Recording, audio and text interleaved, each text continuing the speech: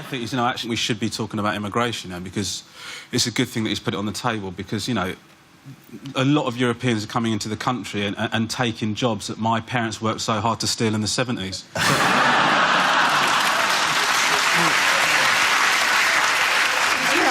And, on behalf of the Irish, we were quite irritated at the time. Because we'd done a good job of nicking those jobs in the 50s, and then you arrive in, waving spices and whatnot. We had no response to that. Well, listen, if UKIP get in, it is you who are in trouble, because it is, taking jobs from British people is their big worry, isn't it? This will be Mock the Week with Sue Barker. She's the natural second choice. When I finally get deported, Sue Barker's stepping into on my jobs. Yeah. I think you'll find, though, it was the spices from the East and the Irish cuisine that joined together to form the potato wedge. A beautiful thing. Nigel Farage, he said there was going to be a flood of Bulgarians and Romanians coming over on New Year's Day. Turns out there are now, in fact, 4,000 less Bulgarians and Romanians in the country now than there were last year. So obviously the Bulgarians and Romanians who were in the country suddenly heard that all these other Bulgarians and Romanians were coming to Britain, and they thought, well, that's why I left the country in the first place.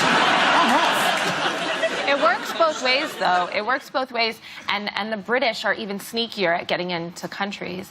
I keep having British children.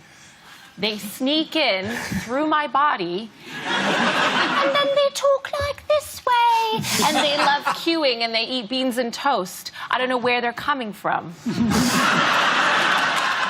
I think you need to address your open-door policy then.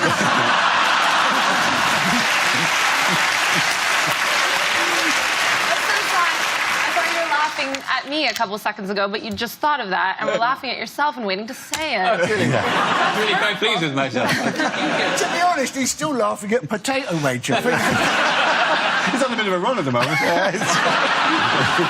When Farage made these racist comments about Romanians on LBC, he blamed the fact that he was tired. And you're thinking, well, if tiredness is an excuse for racism, the Metropolitan Police must be bloody knackered, mustn't they?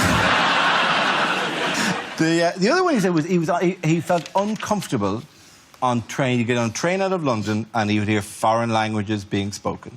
And you kind of go, if you're in the train out of London and the ticket officer came on and suddenly started going, "Verkarten bitte! Wo ist deine Papieren? Wo ist deine Papieren?" You would wake up and go, it was all a dream! We didn't win the war! Oh, no!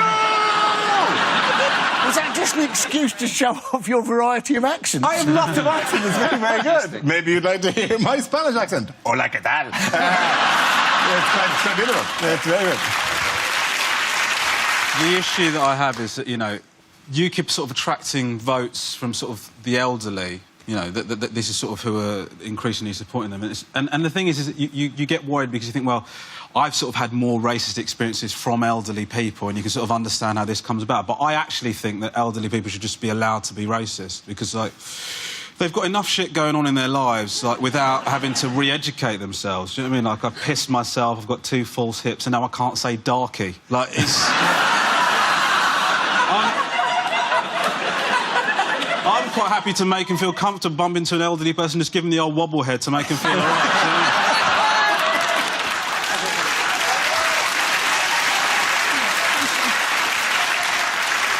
I don't mind that UKIP's on telly all the time, even though they've got no MPs in the House of Commons. Because, Dara, you've got no MPs in the House of Commons and you're on telly all the time. All right. But I have an inclusive manifesto.